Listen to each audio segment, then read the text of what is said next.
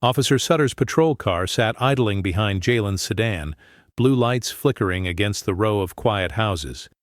Jalen's hands gripped the steering wheel, knuckles pale, every muscle held in careful restraint. The radio murmured static and distant codes as Sutter approached, boots crunching on loose gravel. He rapped on the window, his gloved hand leaving a faint, oily print. Jalen rolled the glass down, his voice low and steady. "Evening, officer." Sutter's gaze darted from the hoodie to the backpack on the passenger seat, suspicion etched in the tight set of his jaw. "License and registration." Jalen nodded, moving with deliberate slowness, narrating each action as he reached for the glove compartment. The wallet slipped out with the paperwork, landing on the center console. Sutter's flashlight beam swept over it, pausing on the edge of a photo half tucked behind the ID. He snatched the wallet, flipping past the license without a glance. The photo slid free, a younger Jalen, beaming beside his mother in a police chief's uniform. Sutter's hand hesitated, thumb brushing the image, his composure faltering for a heartbeat. He stuffed the photo and ID back into the wallet, his movement suddenly rough, and clipped, "Step out of the car." Jalen complied, every gesture measured, refusing to meet Sutter's eyes. The officer's hands patted him down, lingering longer than necessary at his waistband and pockets. Jalen's jaw tightened, but he remained silent. The cuffs clicked shut around his wrists, the sound sharp in the quiet street. A porch light flicked on across the road, a neighbor's silhouette framed in the window, watching but unmoving.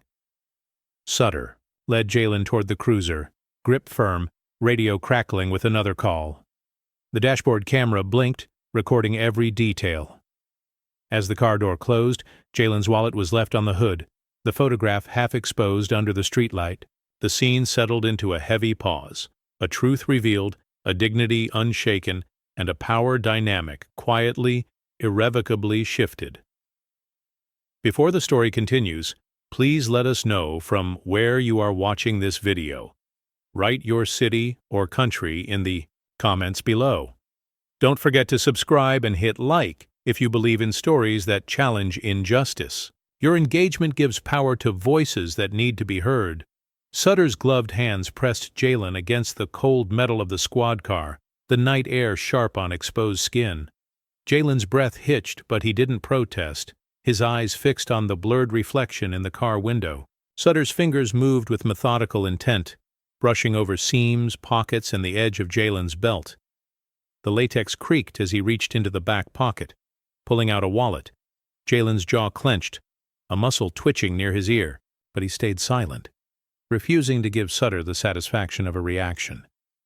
The wallet was flipped open and rifled through, Sutter's brow furrowing as he ignored the ID and instead focused on a photograph that slipped loose. It fluttered to the ground, landing face up in a puddle of yellow streetlight. Sutter stooped, picking it up with a grunt. The image was clear. A young Jalen, beaming, his arm around a woman in a police chief's dress blues. Sutter's eyes narrowed, lips parting as if to speak, but the words didn't come. He glanced from the photo to Jalen, then back again, uncertainty flickering across his features. Jalen met his gaze, steady and unyielding. For a moment, the only sound was the distant hum of a television from an open window nearby. Sutter shoved the photo back into the wallet, his movements suddenly rough, and snapped the cuffs around Jalen's wrists. The metal bit down, but Jalen didn't flinch. A neighbor's dog barked, the leash rattling against a porch rail, but no one stepped outside. Sutter's partner, Myers, watched from the curb, his hands jammed in his jacket pockets, eyes darting between the two. Sutter led Jalen to the back seat, gripped tighter than before, the patrol car's interior light casting long shadows across the dashboard. As the door shut, the wallet remained outside, the photograph half exposed, a silent witness to everything Sutter wished he hadn't seen. Jalen's wallet sat abandoned on the patrol car's hood, the leather edges curling in the cool night air. The photograph of Chief Carter, her uniform crisp, and her arm around a younger Jalen, caught the glow of the street lamp. Officer Myers approached, his footsteps hesitant, eyes darting from the wallet to Sutter, who was busy speaking into the radio with clipped, uneasy words. Myers picked up the wallet, thumb brushing the photo. He paused, breath catching as he recognized the woman in the picture. His gaze flicked to Jalen, now seated in the back of the patrol car, face half lit by dashboard glare, posture rigid but unbroken. Myers tucked the wallet into his jacket, the gesture deliberate. He cleared his throat, voice barely above a whisper as he addressed Sutter. "You see this?" Sutter didn't answer, jaw clenched, eyes fixed on the glowing radio display. The tension between them was thick, each man weighed down by what the photo meant and what it threatened to expose. Myers glanced again at Jalen, uncertainty written across his face. He shifted his weight, the wallet pressing heavy against his chest. The radio crackled with static dispatch requesting a status update. Sutter's reply was terse. "Suspect secured. Bringing him in." He avoided looking at Myers, his grip tightening on the steering wheel. Myers lingered by the hood, fingers tracing the wallet's stitching, as if searching for a way to undo what had just happened. Inside the car, Jalen stared straight ahead, his eyes reflecting the red pulse of the dashboard camera. The wallet, now hidden from sight but not from memory, carried the truth neither officer could ignore. Myers exhaled, a shaky sound lost in the night. The city block remained quiet, but the air felt charged, as if the whole neighborhood sensed. Something had shifted. The wallet's absence on the hood was a silent alarm, a promise that the story was far from over. The patrol car rolled forward, tires crunching over loose gravel as Sutter gripped the wheel, knuckles pale against the leather. Jalen sat in the back seat, hands cuffed, gaze fixed on the blurred city lights sliding past the window. The radio stuttered with bursts of static dispatch calling, "All units, report suspicious activity near the precinct." Sutter didn't respond. His jaw worked, tension building in the space between each unanswered call. In the front passenger seat, Myers shifted, the wallet heavy in his jacket pocket. He glanced at Sutter, then at Jalen's reflection in the rearview mirror. "You want me to log the evidence?" he asked, voice low. Sutter shook his head, eyes never leaving the road. "Just drive," he muttered, words clipped. Downtown, Chief Carter's office sat empty, her nameplate gleaming on the desk. The computer screen glowed with Jalen's school photo, the cursor blinking beside a half-written email. In the hallway, the jangle of keys echoed as she grabbed her badge and shrugged on her coat, her movements sharp and certain. She paused, at the door, her breath steady, then strode out into the night. Back in the squad car, the tension grew. Sutter's fingers drummed on the steering wheel, a nervous rhythm. Myers rolled down his window, the chill air cutting through the stuffy interior. He fidgeted with the radio dial, static filling the silence. "You sure you want to do this?" he asked, glancing sideways. Sutter didn't answer, his grip tightening. As they neared the precinct, the city seemed to hold its breath. Jalen's eyes met Myers in the mirror, a silent question passing between them. Myers looked away, swallowing hard. The radio crackled again, but Sutter ignored it, the car's headlights sweeping across the precinct entrance. Chief Carter's cruiser pulled out of the lot, her silhouette framed in the glow. The storm was coming, and everyone in that car felt it, unspoken, unstoppable, and ready to break. Chief Carter's cruiser sliced through the empty streets, siren silent, headlights cutting through the night's haze. Memories flickered, her academy. Days, the pride in her chest as she earned her badge, contrasted sharply with the smirk on Sutter's face during graduation. Now, the weight of that past pressed heavy as she approached the precinct. Inside, Sutter booked Jalen, avoiding the security camera's unblinking gaze. His hands trembled slightly as he processed the paperwork, the usual bravado replaced by something brittle and uncertain. Jalen sat in the holding cell, back straight, eyes steady despite the cold metal bars and harsh fluorescent lights. The door clanged shut behind him, a sound that echoed louder than any shout. Down the hall, Chief Carter's voice cut through the quiet calm but resolute. "Release him. Now." The words hung in the air, a command and a promise. Officers exchanged glances, the tension palpable. Sutter's jaw clenched, but he obeyed, unlocking the cell with a reluctant hand. Outside the cell, Jalen's mother met his gaze, her eyes fierce with a mixture of love and unyielding strength. She placed a hand on his shoulder, grounding him in the storm. The precinct felt different, now charged with the weight of accountability and the promise of change. The brotherhood that once shielded wrongdoing was fracturing, exposed by the quiet force of a mother's authority and a son's dignity. As they walked out together, the night air was heavy but filled with possibility. The city's pulse quickened, the first tremors of reckoning rippling through its streets. Justice was no longer a distant hope, it was a presence, steady and undeniable. The badge, once a symbol of unchecked power, now bore the weight of truth and transformation. Years before, Chadwick sat in a cramped academy classroom, uniform crisp, ambition burning in his eyes. Sergeant Ruiz, his mentor, stood at the front, voice low but clear.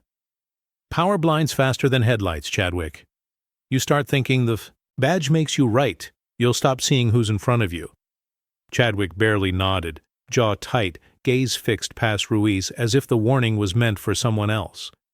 The memory faded as present-day Chadwick hunched over his desk, fluorescent, light buzzing overhead. He reached for a faded memo from Ruiz, the words, "pattern of bias in stops," underlined in red. Chadwick's lips pressed together. He fed the memo into the shredder, its teeth grinding paper into strips. Halfway through, the machine jammed. He cursed under his breath, yanking the last shreds free. A sharp edge sliced his finger. Blood welled up, a bright line across his skin, and dripped onto the top of Jalen's file. He stared at the red mark, then at the file, his hand hovering. For a moment, the room felt smaller, the air thick with regret and something like fear. Outside the office, voices drifted down the hall. Laughter, a phone ringing, someone humming a tune. Chadwick pressed a tissue to the cut, watching the stain spread. He gathered the shredded memo, shoving it deep into the trash, then wiped his desk clean, movements brisk and angry. He tried to focus on the paperwork, but Ruiz's words echoed in his mind. "You'll stop seeing who's in front of you." Chadwick's eyes flicked to a photo on the wall. His academy graduation, Ruiz's hand on his shoulder, both men smiling for the camera. Now the smile felt hollow, the warning impossible to ignore. He turned the photo face down, the sound of the shredder still buzzing in his ears. Maurice moved slowly down the precinct hallway, mop bucket rattling against chipped tile. He'd done this for nearly 3 decades, always at night, always invisible. The bleach stung his nose, but he kept scrubbing, eyes fixed on the floor. By the break room, he spotted a torn memo poking from the trash. He stooped, curiosity outweighing routine, and pieced together the stripes on a nearby table. "Pattern of bias in stops," the memo read, Sergeant Ruiz's signature at the bottom. Maurice's hand shook as he smoothed the paper flat, the words echoing what he'd witnessed for years. He reached into his pocket and pulled out his own resignation letter. The ink smudged where he'd gripped it too tight. 28 years cleaning your hate, he'd written. The words heavy but true. He folded both letters together, tucking them into an envelope. In the captain's office, Chief Carter's mug sat half full, steam long gone. Maurice placed the envelope next to it, his fingers lingering for a moment on the ceramic. Outside, a young officer passed by, offering a nod without looking up. Maurice watched him go, a mix of pity and resignation in his gaze. He returned to his cart, rolling it down the hall, the wheels squeaking in the quiet. The precinct felt colder than usual, the fluorescent lights buzzing overhead. At the exit, Maurice paused, looking back at the building that had never truly seen him. He adjusted his cap, took a steadying breath, and stepped out into the night. The door swung shut behind him, the sound echoing in the empty corridor.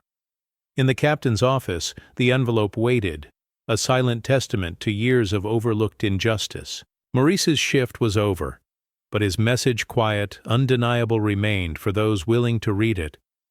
Ethan hunched over his cluttered desk, the newsroom humming around him with the clatter of keyboards and the low drone of televisions. He flipped through his notepad, pages filled with scribbled names and dates. Third teen stopped this month, no charges. His finger paused on a line, underlined twice, the ink nearly bled through. He glanced at the photo taped to his monitor, a younger Ethan, arms slung around his black college roommate, both grinning in graduation gowns. The memory stung, sharper now. His editor's voice cut through the din, sharp and impatient. "We don't smear the badge, Ethan. Stick to the facts." Ethan nodded, but his jaw tightened. He looked back at his notes, then at the cursor blinking on his computer screen. The headline waited.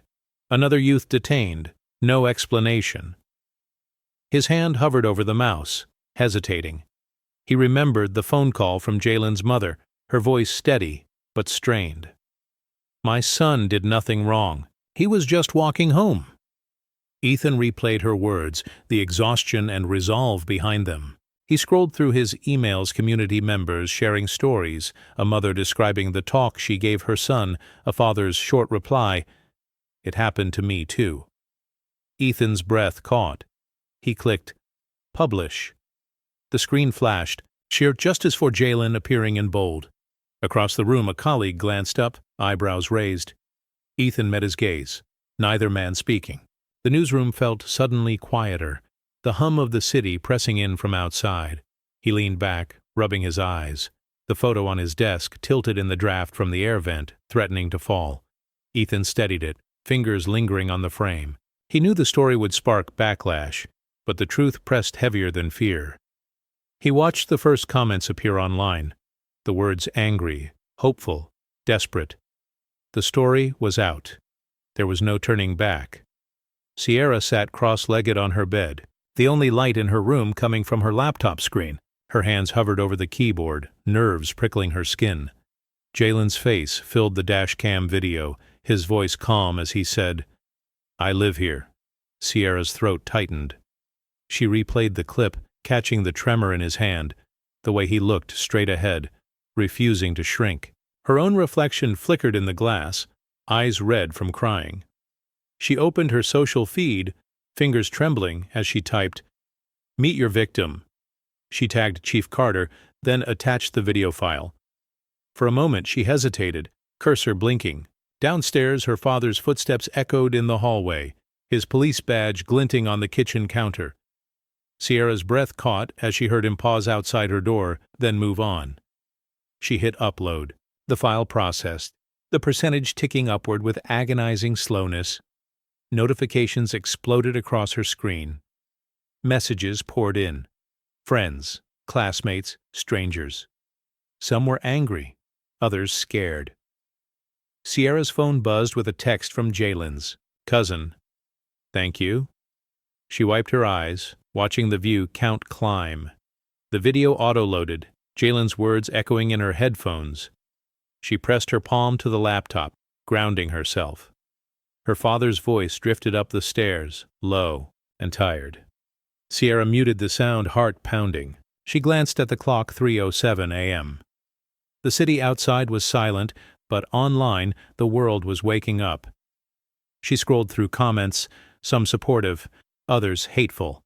She screenshot the worst, forwarding them to Chief Carter's inbox with a note, "You need to see this." As the sun threatened the horizon, Sierra closed her laptop, exhaustion settling in. She tucked herself under the covers, knowing the story was out there now, impossible to erase. Her father's badge caught the first light of morning, a silent reminder of everything at stake. By sunrise, Sierra's video had swept across every screen in the city. For justice, for Jalen flashed on phones, bus stop billboards, and school hallway monitors. Teens snapped selfies in hoodies, captions reading "Walking While Black." Jalen's name trended, his face everywhere. In living rooms, parents argued in hushed tones. A white mother shook her head, muttering, "He should have complied." Her teenage son scrolled through comments, jaw clenched, typing, "You don't get it." Chief Carter sat at her kitchen table, badge beside her mug, scrolling through tweets. Her thumb paused on a message. "My son next?" The words hit harder than any headline. She set her phone down, rubbing her forehead, the badge's metal cool beneath her palm. Each notification vibrated with urgency, a city's heartbeat growing louder. At the precinct, officers gathered around a monitor, divided. Some frowned, arms crossed, others watched in silence, faces unreadable. A rookie whispered, "That's the chief's boy." The room grew tense, the usual banter gone. In the hallway, a secretary printed out a stack of emails from parents and students. She hesitated, then slid them into Chief Carter's mailbox instead of the usual file. Jalen's classmates shared the video, some adding their own stories. "Happened to me last year," one girl posted, her message quickly liked and shared. A teacher forwarded the link to the school counselor, who saved it for a staff meeting. The city's pulse raced. Every share and retweet a testament to the story's reach. Chief Carter picked up her badge, turning it in her hand, her reflection blurred in the polished surface, the weight of her role pressing down. She stood, straightened her shoulders, and clipped the badge to her belt. The world was watching now, and she would not let her son's story fade into the background. The gala hall buzzed with polite chatter and clinking glasses, but Chief Carter's focus stayed sharp, her eyes scanning faces rather than joining the laughter. The mayor approached, champagne flute in hand, his smile tight and practiced. He leaned in, voice low and measured. "Control your son's narrative." The words hung between them, not a suggestion, but a warning, and his gaze didn't waver. Chief Carter's eyes flicked across the room to Sutter, who was laughing easily with a group of councilmen, his posture loose and untroubled. The contrast twisted something inside her. Briefly a memory surfaced. Jalen at 9, standing in their kitchen, repeating the rules she'd taught him. Hands visible, no sudden moves. The ache of that moment pressed under her ribs. She set her glass down on a side table, the coolness grounding her. She didn't bother to answer the mayor. Instead, she turned, heels striking the polished marble with a steady, deliberate rhythm as she walked away. The mayor watched her go, his expression slipping for just a moment, unease flickering beneath his veneer of authority. Outside, rain streaked the city lights into blurs. Chief Carter paused at the entrance, drawing a slow breath, her shoulders squared, her resolve settling. Inside, the gala's glitter and laughter continued, masking the fractures running beneath the city's surface, a system strained by truth, and the quiet, unyielding force of a mother's determination. The scene closed on the mayor's lingering stare, the weight of unspoken threats and shifting power settling over the night like a shadow. Letters began arriving at the precinct in thick, unmarked envelopes, some typed, others written in careful looping script. Each one told a story. A black teenager describing a late-night stop, a mother recounting the talk she'd given her son, a father's brief note, "This happened to me, too." The stack grew daily, filling a tray labeled community feedback, but everyone knew what it really was, a record of pain ignored for years. A secretary, usually brisk and unreadable, paused as she sorted the pile. Her fingers lingered on a letter with a child's drawing. A stick figure in a hoodie, hands raised. She hesitated, then slid that envelope into Chief Carter's mailbox instead of the usual file. Her eyes darted down the hall, checking if anyone saw. Chief Carter found the stack that evening, the weight of the stories pressing on her chest. She read each one, lips pressed tight, jaw set. The pain was familiar, but the volume was new, a chorus, not a whisper. As she stood, a Blue Lives Matter pin fell from the edge of her desk, clattering to the floor. She stepped on it as she walked out, the plastic cracking beneath her heel. Outside, the night was thick with the city's tension.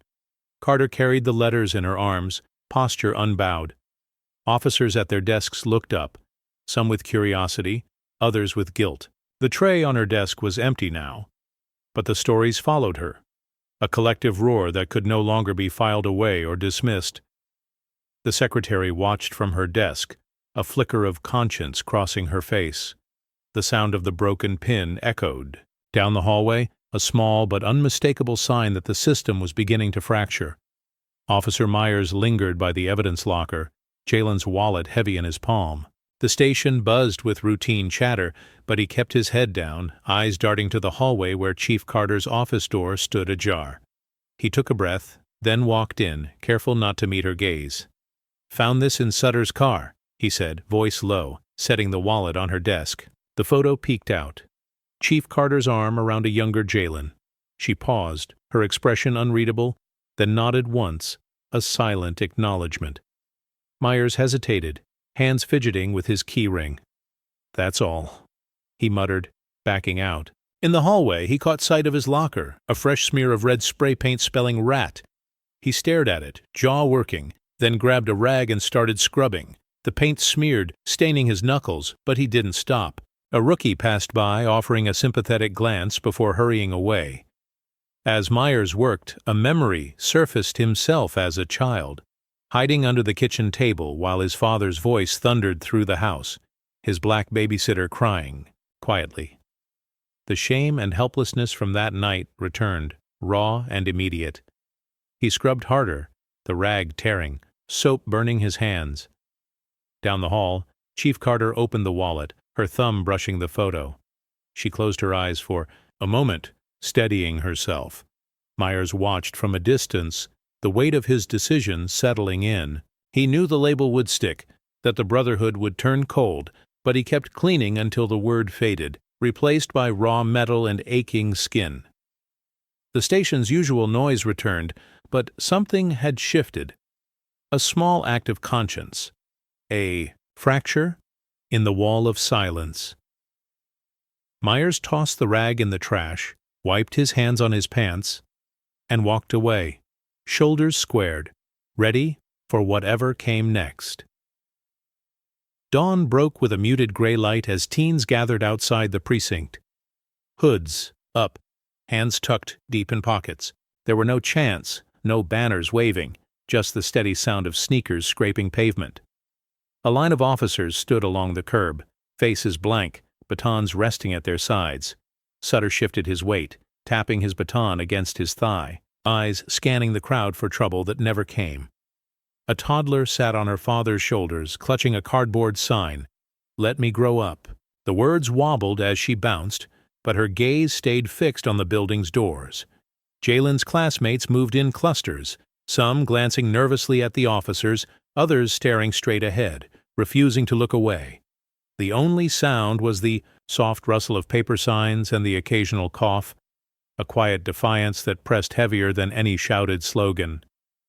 Inside, Chief Carter watched from her office window, blinds angled just enough to see the gathering. Her son's face, captured in a school photo taped to her computer, reflected faintly in the glass. She pressed her palm to the window, feeling the coolness seep into her skin. Downstairs, a dispatcher paused by the front desk, lips parted as if to speak, then thought better of it. Sutter's gaze flicked to Myers, who stood at the end of the line, hands clasped behind his back. Myers caught his eye and looked away, jaw tight. The officers shifted, a ripple of unease passing through the ranks. The marchers kept moving, their steps measured and unhurried, the echo of their passage lingering long after they'd gone. When the last teen rounded the corner, the street felt changed, emptier but charged with something new. The officers relaxed, but the tension didn't fade. It settled into the concrete, a silent promise that the city would remember this morning and what it meant. The council chamber doors thudded shut, muffling the distant sound of the morning's march. Inside, the mayor's fist struck the polished table. "We back our boys in blue!" he snapped, voice echoing off the paneled walls. Around him, council members shifted in their seats. One cleared her throat. Another tapped a pen, eyes darting between the mayor and Chief Carter. She sat straight, hands folded, gaze steady and unblinking. A councilman, older, gray at the temples, leaned toward Chief Carter, sliding a folded note across the table. His hand trembled slightly. She opened it beneath the table. "I have a black grandson?" Their eyes met for a brief loaded moment. He looked away, shame flickering in his expression. The mayor pressed on, voice growing sharper. "This city needs order, not headlines. Handle it, Chief." He gestured to the stack of documents in front of him, the papers fanned out like a shield. Another member, younger, adjusted his glasses and whispered to a colleague, "It's different. This time." The words barely carried, but Chief Carter heard them. She stood, gathering her things. "You'll get my report by end of day," she said, her voice even, betraying nothing. As she left, she dropped the councilman's note in a trash can by the door. In the hallway, a young janitor, new, black, and watching, fished it out, reading it with a small knowing smile before tucking it into his pocket. The door locked behind her with a final metallic click. Inside, the council sat in uneasy silence, the mayor's bravado already fading. Outside, Chief Carter walked the corridor, her heels echoing on the tile, the weight of the note and the morning's march settling into her stride. The system had closed its doors, but cracks were showing, and she knew the city was watching.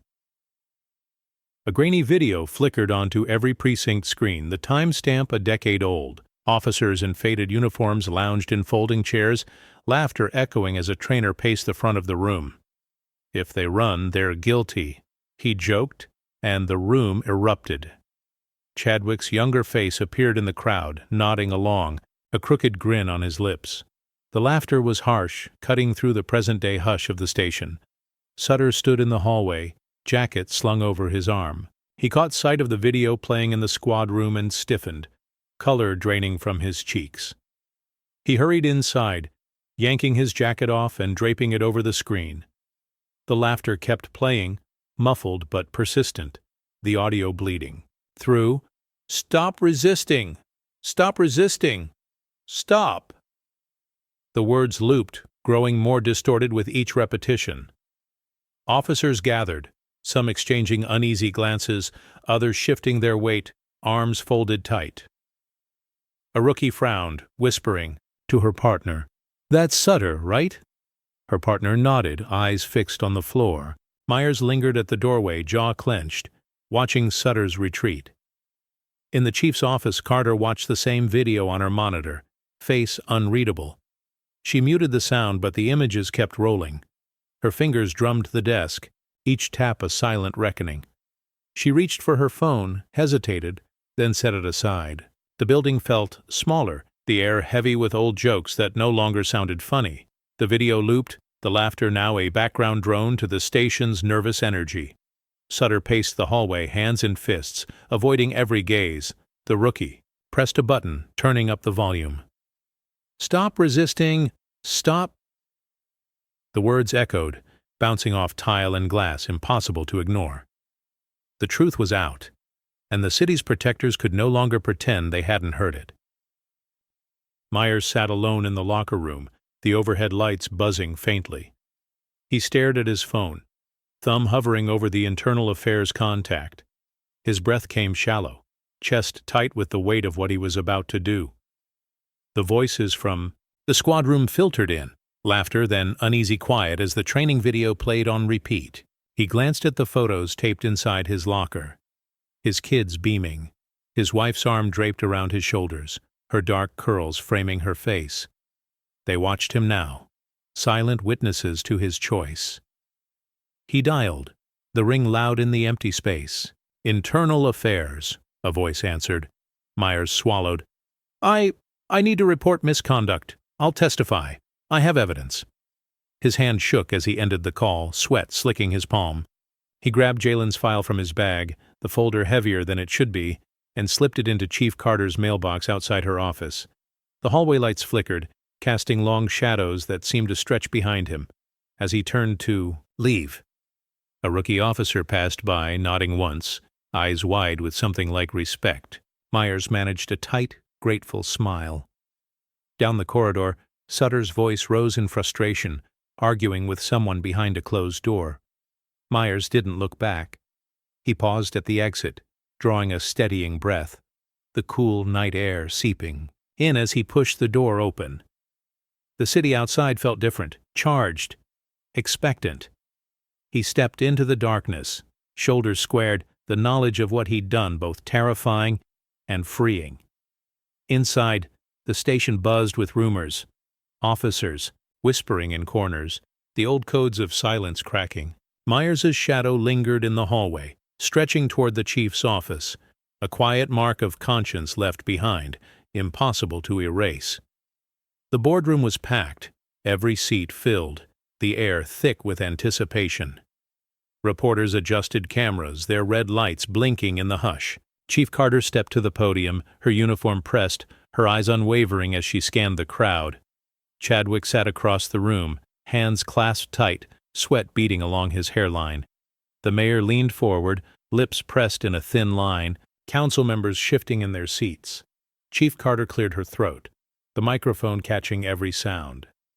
"Thank you for coming," she began, her voice even, carrying to the far corners of the room. The only other sound was the soft click of a camera shutter. She paused, letting the quiet stretch, her gaze landing on Chadwick. He looked away, jaw clenched. A reporter raised a hand, voice tentative. "Chief Carter, can you address the recent arrest?" She nodded, cutting him off with a measured gesture. "My son was arrested last night. By my own officer." Words dropped into the room like a stone, ripples of shock passing through the crowd. No one moved. Chadwick's knuckles whitened, his foot tapping beneath the table. The mayor's eyes darted to the council, seeking reassurance. Chief Carter's voice remained steady. "This isn't about one incident, it's about a pattern, a system." She looked directly at Chadwick, her expression unreadable. A councilwoman coughed, shifting her papers. The tension grew, every eye fixed on the podium. Chief Carter's badge glinted under the lights, a silent challenge. "We are not here to protect power. We are here to protect people." The room held its breath, the live stream's red light blinking steadily, broadcasting every word to the city beyond. The moment hung, heavy and electric. In that stillness, something shifted, an old order cracking, a new reckoning beginning. Chadwick's back pressed against the council chamber chair, the fabric of his uniform damp beneath his collar. Reporters fired questions, their voices sharp, each one landing harder than the last. "Officer Sutter, did you know who he was? Why ignore the ID?" He tried to answer, but his throat felt tight, the words sticking. "It was routine? I followed." He stopped, realizing how hollow it sounded. A bead of sweat traced his temple, his hand drifting to the badge pinned above his heart. It felt heavier than ever, an anchor he couldn't shake. Chief Carter's gaze never wavered, her eyes steady and unblinking. The mayor shifted in his seat, lips pursed, glancing at the council for support. Chadwick caught the movement, his confidence faltering. He looked for an ally but found only averted eyes and stiff postures. A councilman coughed, shuffling his notes, but said nothing. A reporter leaned forward, voice low but clear. "Officer, do you regret your actions?" Chadwick hesitated, jaw working. I didn't know." The words came out small, barely above a whisper. The silence that followed was thick, judgmental. He tried to meet Chief Carter's gaze but couldn't hold it. The room seemed to close in, the heat from the lights pressing down. Chadwick's fingers fidgeted with his badge, the metal cold and unyielding. Another question came, this one softer. "Would you have acted differently if you had known?" He swallowed, unable to answer. Chief Carter spoke, her voice cutting through the tension. "That's the point. He shouldn't have to be my son for you to see him." The words landed, with finality the council chamber holding its breath. Chadwick's shoulders slumped, the badge on his chest now a mark of shame, not pride.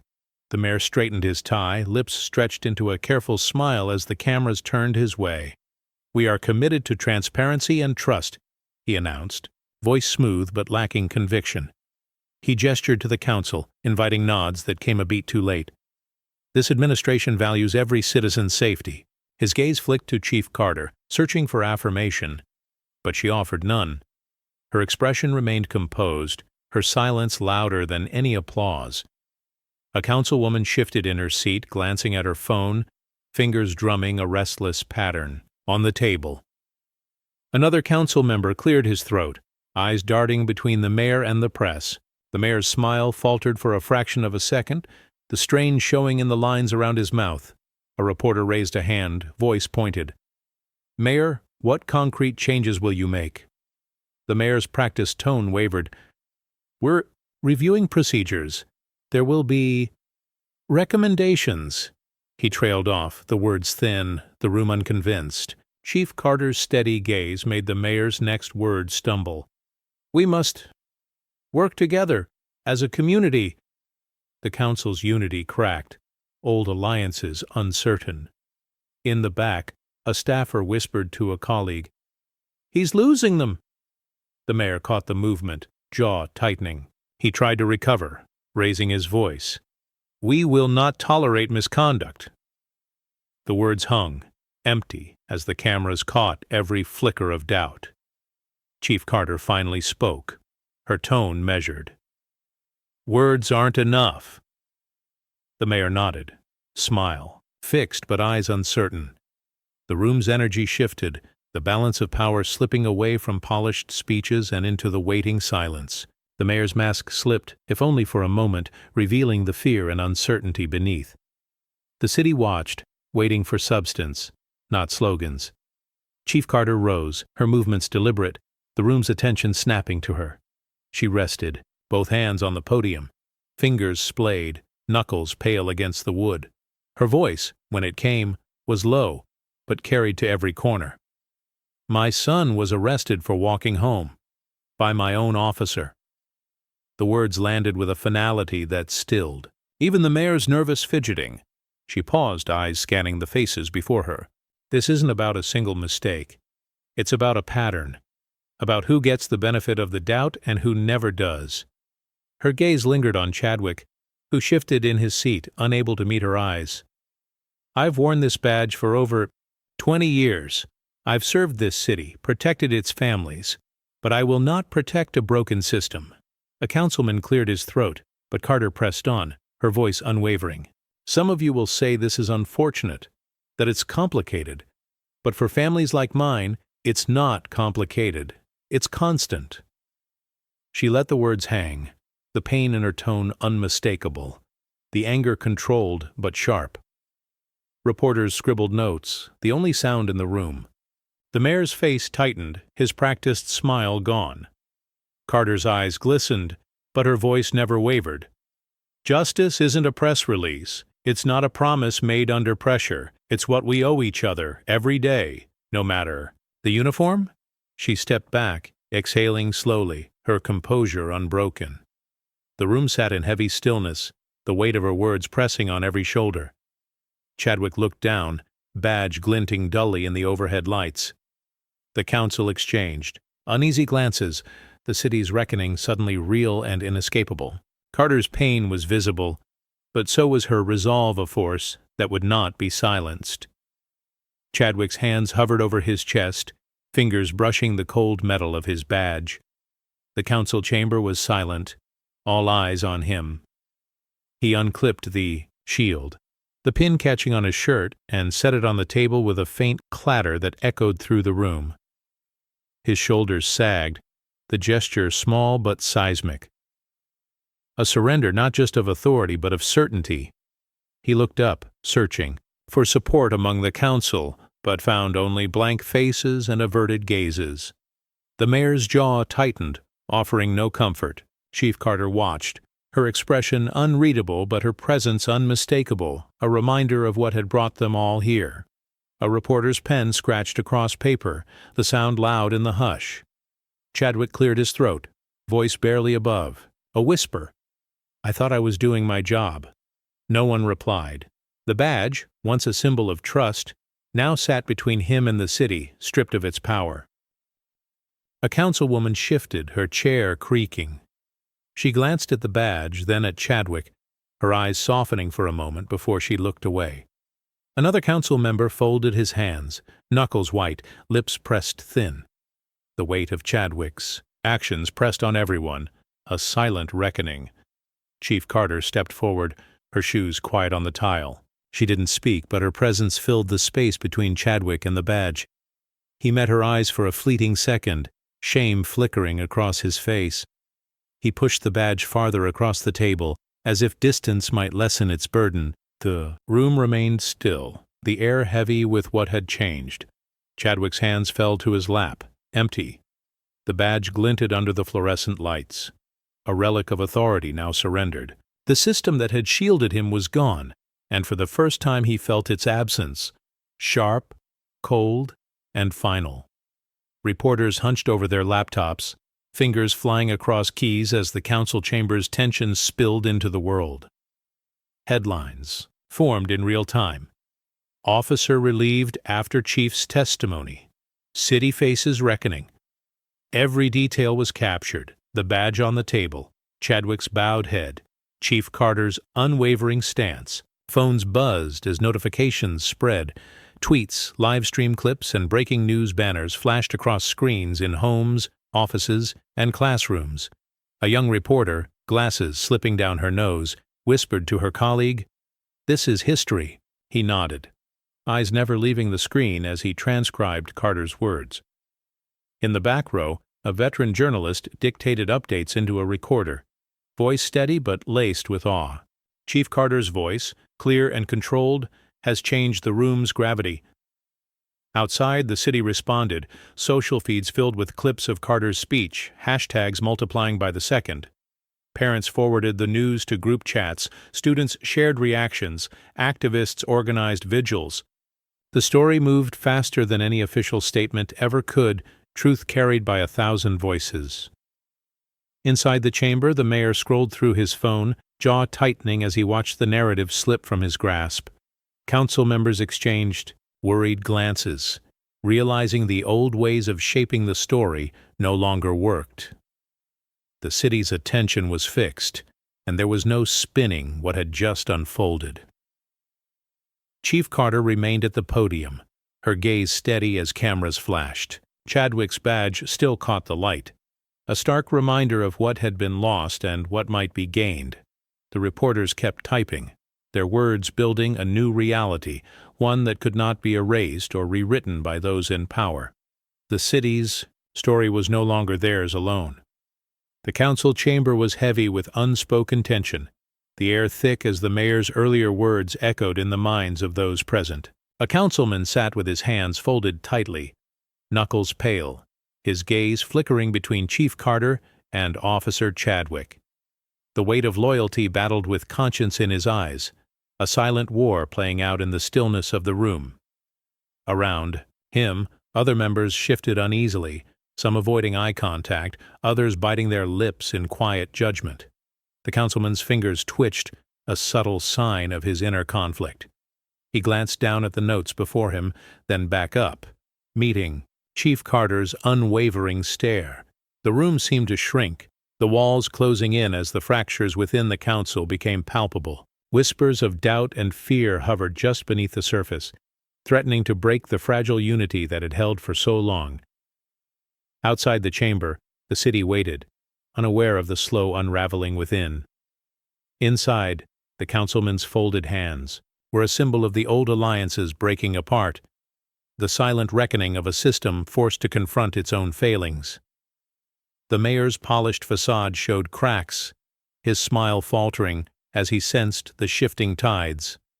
A young aide cleared her, throat nervously breaking the heavy silence. Papers rustled as members shifted in their seats, the weight of the moment pressing down on everyone.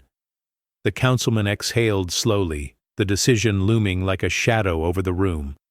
His folded hands unclasped, fingers spreading as if reaching for a new path, a fragile hope amid the gathering storm. The scene closed on the councilman's conflicted expression, a man caught between the past and the future, the old guard and the promise of change. The room held its breath, waiting for the next move in a game where every gesture carried the weight of history. Outside the boardroom, citizens gathered in the early evening, their faces illuminated by the glow of streetlights and phone screens. There were no chants, no bullhorns, just a dense, watchful quiet. People stood shoulder to shoulder, some holding handwritten signs, others simply folding their arms, eyes fixed on the windows above. The air was thick with anticipation, every breath measured, every movement deliberate. A mother clutched her daughter's hand.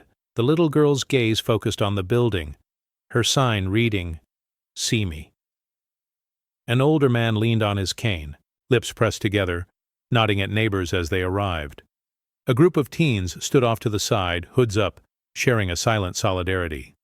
The city's heartbeat was slow but strong, pulsing through the crowd.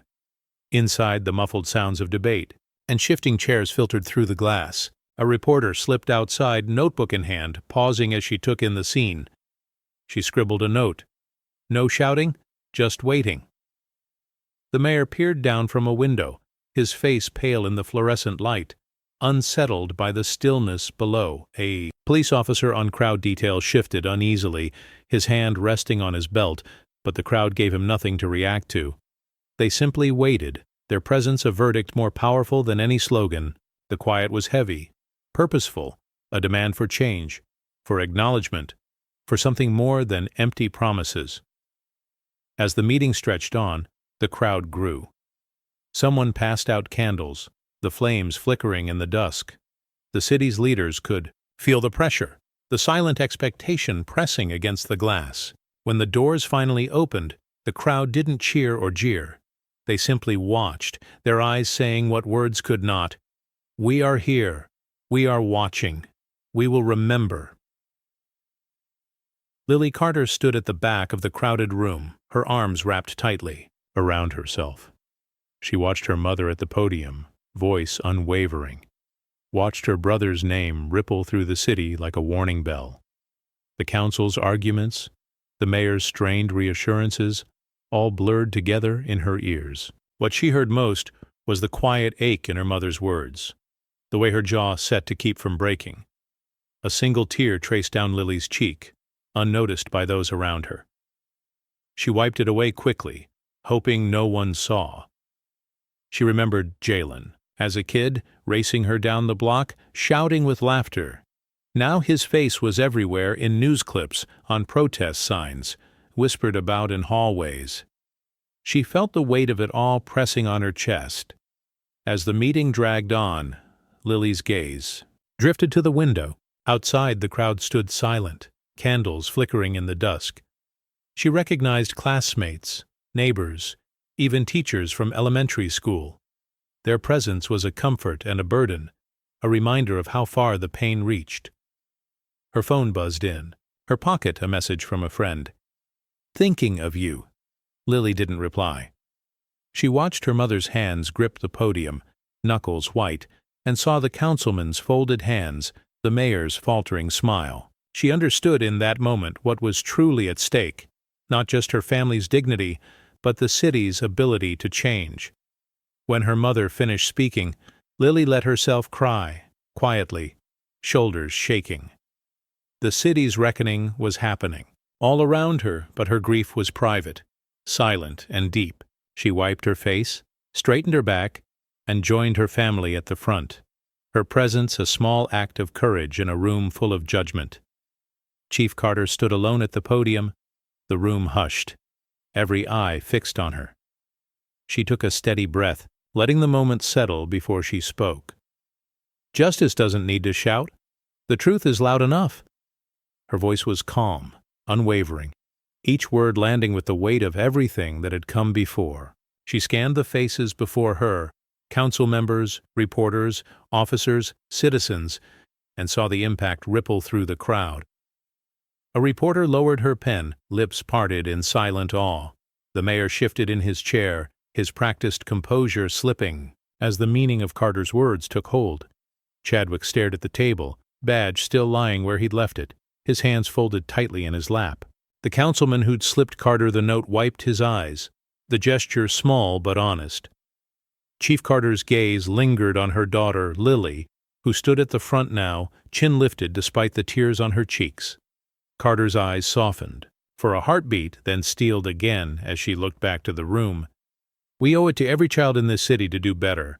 We owe it to ourselves to listen, to change, to remember." No one moved. The silence was thick, not awkward but reverent, as if the entire city was holding its breath. The live stream's red light blinked, capturing the moment for everyone watching at home. Outside, the crowd remained still, candles flickering, faces upturned in the glow of hope and reckoning. Carter stepped away from the podium, her head high.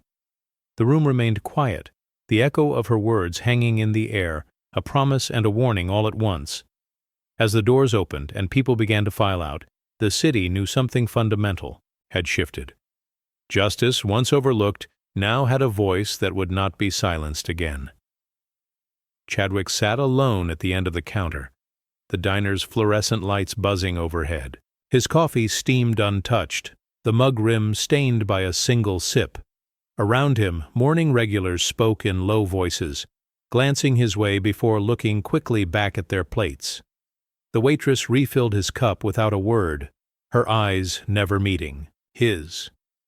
He wrapped his hands around the mug, searching for warmth that wouldn't come. His phone vibrated on the Formica, the screen flashing news alerts.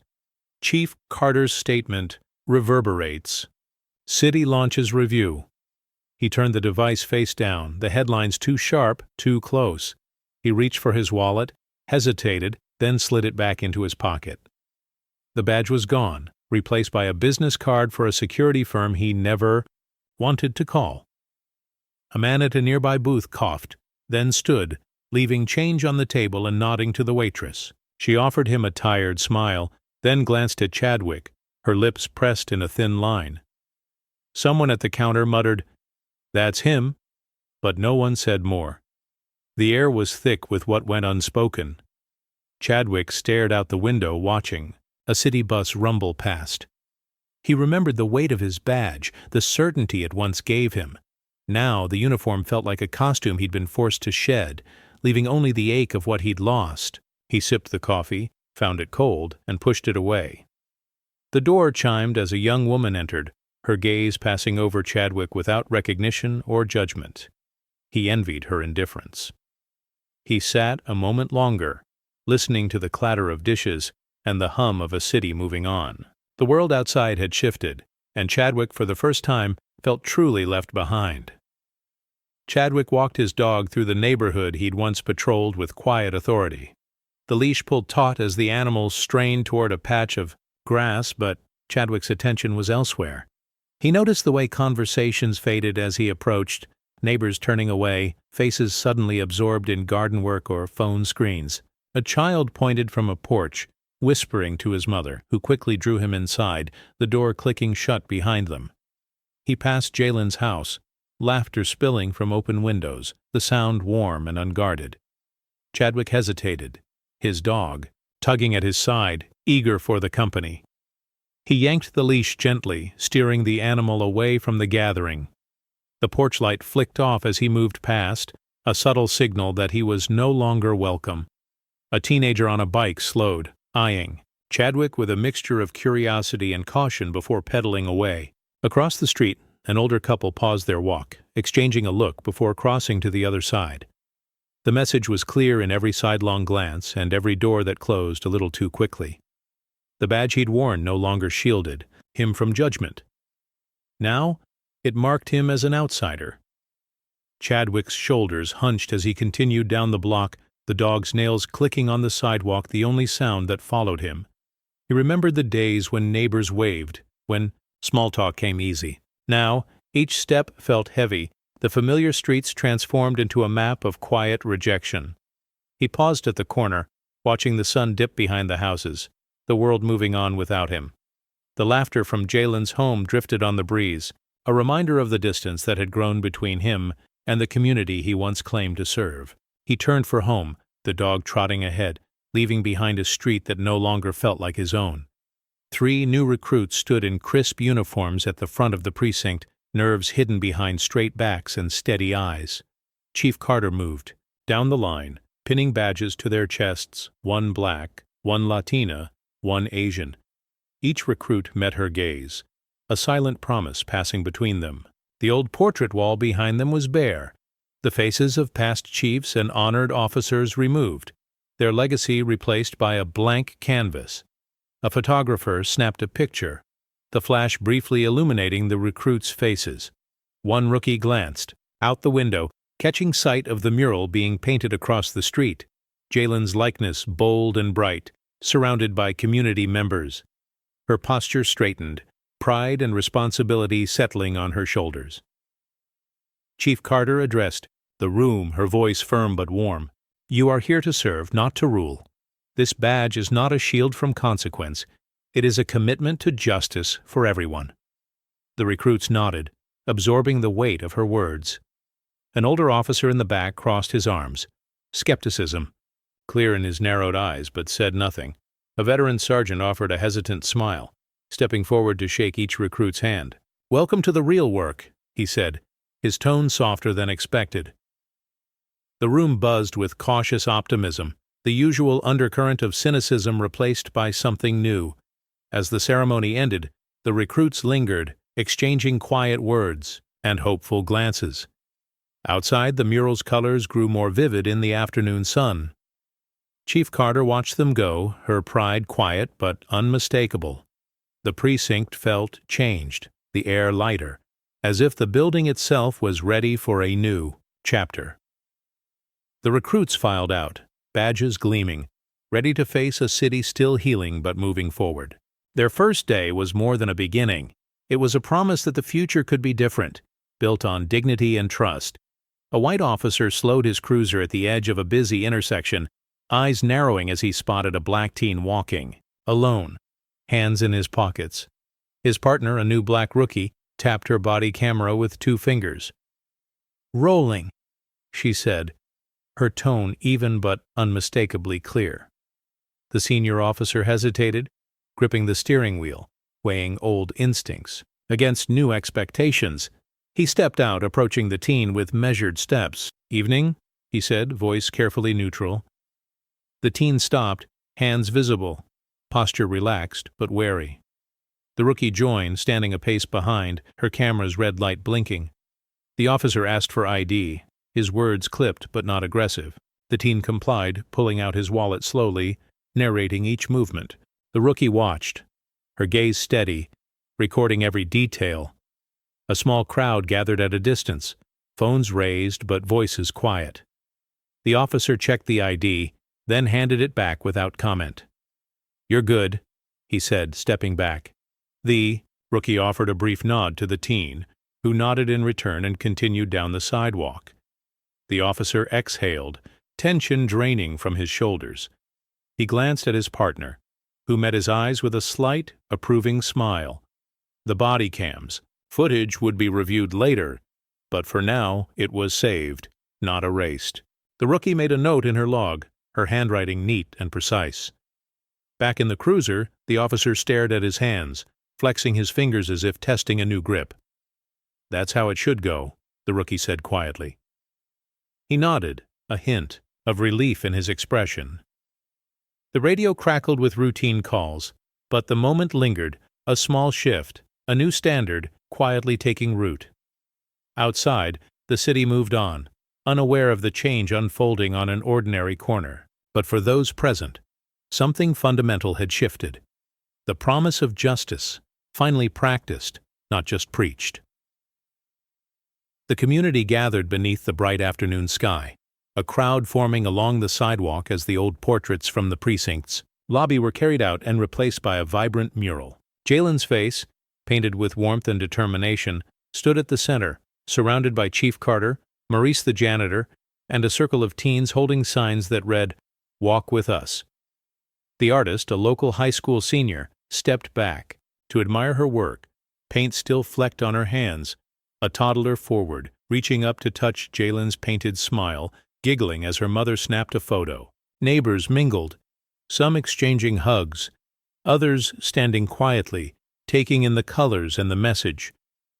The mural's eyes seemed to follow Chadwick as he sat in his parked car across the street, engine idling. He watched the celebration from a distance, hands gripping the steering wheel, his expression unreadable.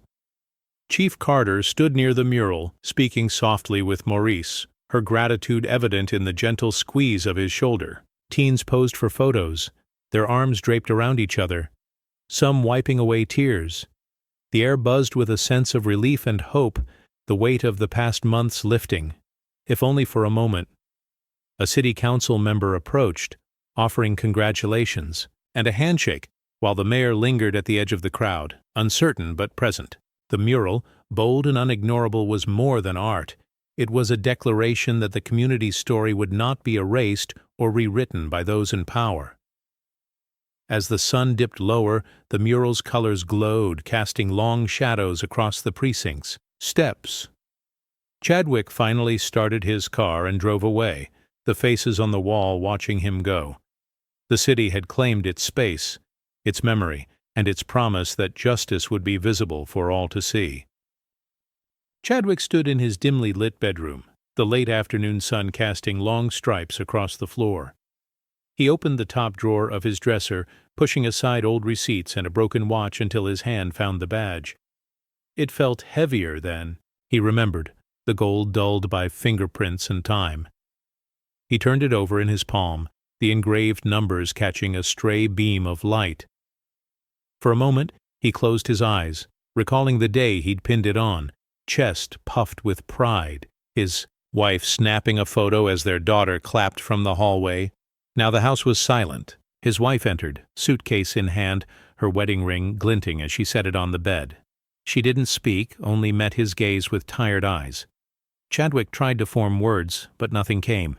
She closed the drawer with a firm push, the badge rattling against the wood. Her footsteps echoed as she left the room, heels clicking down the hall. He sat on the edge of the bed, badge still in hand, the weight of it unfamiliar. Outside, a car door slammed, and he watched through the window as his wife drove away, her taillights disappearing at the end of the block. The house felt emptier than ever. He placed the badge back in the drawer, shutting it softly this time, the gold barely catching the fading light. Chadwick stared at his reflection in the mirror, seeing not the officer he once was, but a man stripped of certainty and belonging. The badge, once a source of pride, was now just another relic among forgotten things. He listened to the quiet, the sounds of the world moving on without him, and wondered if he would ever feel worthy of that weight again. Jalen walked down the sidewalk, the precinct behind him, headphones draped around his neck. The afternoon sun warmed his shoulders as he passed the mural, its colors vivid against the brick. Officers stood outside, some nodding in greeting, one offering a small wave. Jalen acknowledged them with a lift of his chin, his steps unhurried, his posture relaxed. A group of teens lounged on a porch across the street. One of them called out, "That's him," and tossed a basketball in Jalen's direction. He caught it, easily spinning it on his finger before passing it back, a grin breaking across his face. Laughter echoed down the block, the sound light and genuine. For the first time in weeks, Jalen felt the tension in his chest loosen. He continued past familiar houses, neighbors tending to gardens or chatting on stoops. Some smiled, others simply nodded, but no one looked away. The street felt different, less guarded, as if the whole neighborhood had exhaled. Jalen glanced up at the mural, meeting his own painted eyes, and felt a surge of pride and relief. As he neared his house, a little girl waved from her yard. Her mother watching from the porch, Jalen waved back, slowing his pace to take it all in. The precinct's old reputation seemed to fade with each step he took, replaced by something new and hopeful. No sirens blared. No one shouted orders. The only sounds were birds, distant music, and the easy rhythm of a community reclaiming its peace. Jalen reached his front gate, pausing for a moment to look back down the street. The mural stood tall, the officers watched, and the city felt changed, not perfect, but better. He stepped inside, the door closing gently behind him, his shadow long and unbroken in the late afternoon sun. Jalen paused in front of the mural, fingertips brushing the painted word "change" beneath his likeness. The afternoon breeze rustled leaves overhead, carrying the distant sounds of kids playing and neighbors talking. He closed his eyes for a moment, letting the weight of the past week settle and then lift. The precinct's new sign caught his eye. Community Justice Center. Its letters bold, a promise made visible. A rookie officer walked by, exchanging a quick high five with a teenager who passed, both of them laughing. Across the street, an elderly man watered his garden, pausing to nod at Jalen with quiet respect. The city felt different, the tension replaced by something softer, more open. Jalen took a deep breath, the air clear, the world somehow quieter and fuller at once. He remembered his mother's words from the council meeting, her voice steady and strong. "Justice doesn't need to shout. The truth is loud enough." Those words echoed in his mind, a steady refrain as he looked around at the block that had once felt so dangerous, now filled with possibility. Somewhere nearby, Chadwick's old dog barked at an empty leash, the sound fading into the background. Jalen smiled, knowing some things would never be the same. He stepped back, taking in the mural, the faces of friends, family, and neighbors woven together in color and light. The city's story had changed, not with a roar, but with 1,000 small acts of courage, honesty, and hope. Jalen slipped his headphones over his ears, music humming low. As he walked away, the mural stood watch and the whisper of change lingered, in the air. The shift was real, undeniable, and for the first time it belonged to everyone,